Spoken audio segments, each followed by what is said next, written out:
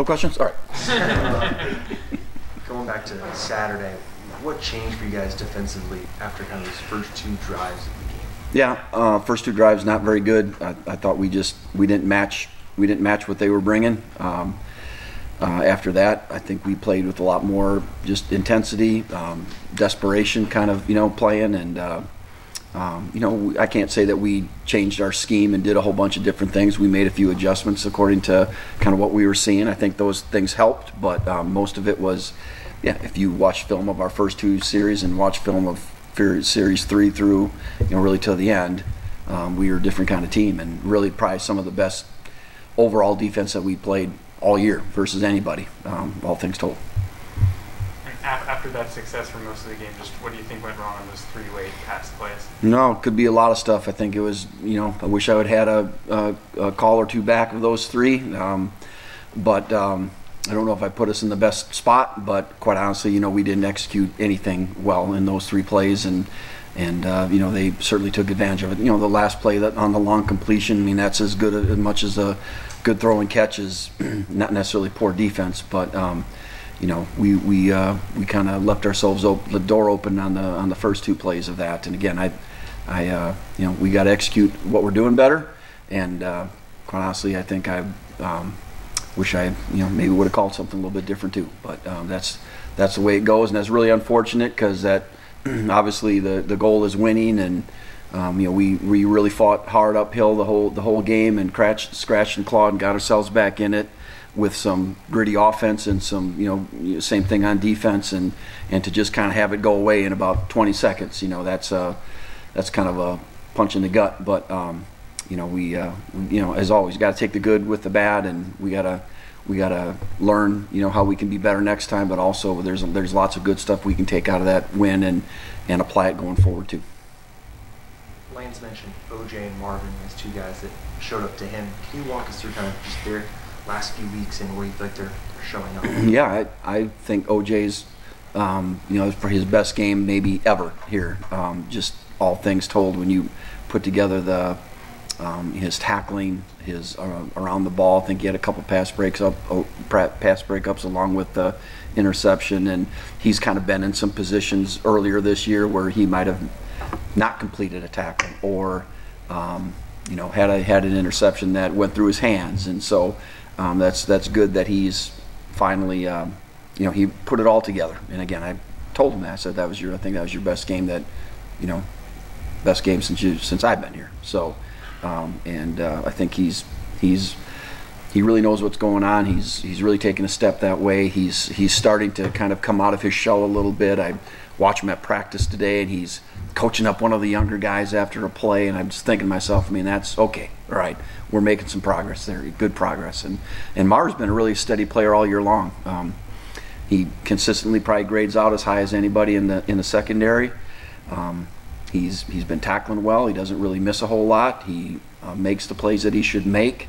He hasn't had a lot of plays on the ball, interceptions, and those kind of things. But I think sometimes that's maybe due to being in the right spot and they just don't throw that way. So he's been really steady and improved as this whole year. He's really taken some great strides. Brian, when you guys started getting the stops there, especially maybe in the second half, did you guys change anything formation or schematically? A little.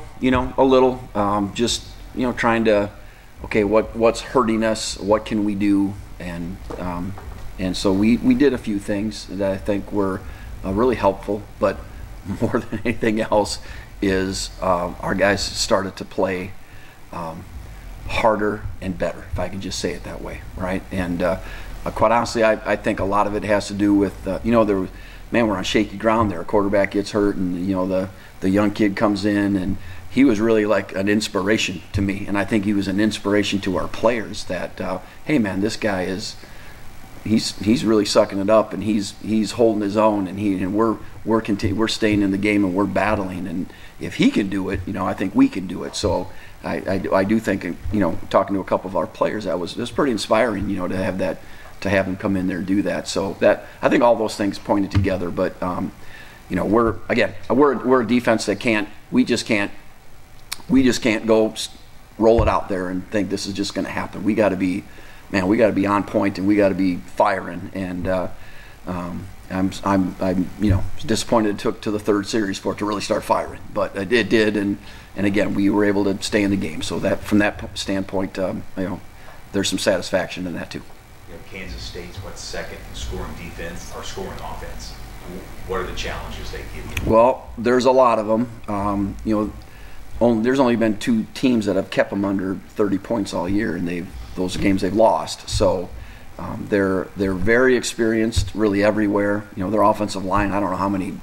If you total the 7 offensive linemen that play a lot, I think it's something like 130 starts between them all. So, that might be, I can't remember that number. That's the number that just came to my head. So it's a lot. And, the quarterback's played a bunch, back has played a bunch, the tight end has played a bunch, receivers played a bunch. So, they're a very seasoned team that I can tell they're well coached. I know they know what they're doing. They understand what they want to do and how to go about doing it. They're skilled. And so they give you a lot to defend, and they're not doing it with bad players. They're doing all that with really good players. So they present challenges really in every aspect. But they've got a difficult run scheme. They probably run more types of plays than most people would run, kind of with some detailed blocking schemes that you better know how to fit in what you're doing, or you're going to be in trouble. So they do present some trouble in that area for sure.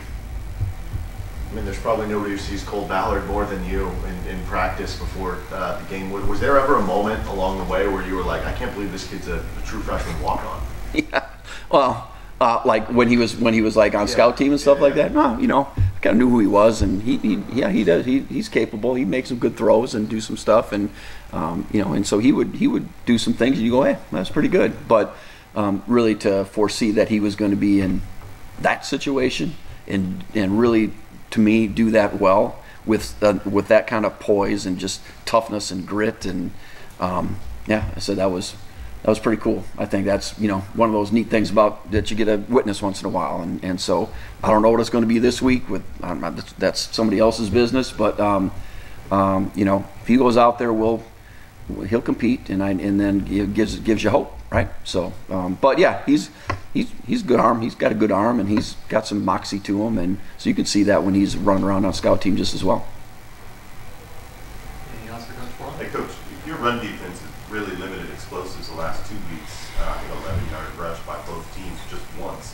What's been the key to kind of corralling that run game and making them drive? Well, a lot of it's tackling better, right? Not missing. We had probably as few as missed tackles as we've had almost since probably game number 1 last week. So we're tackling better.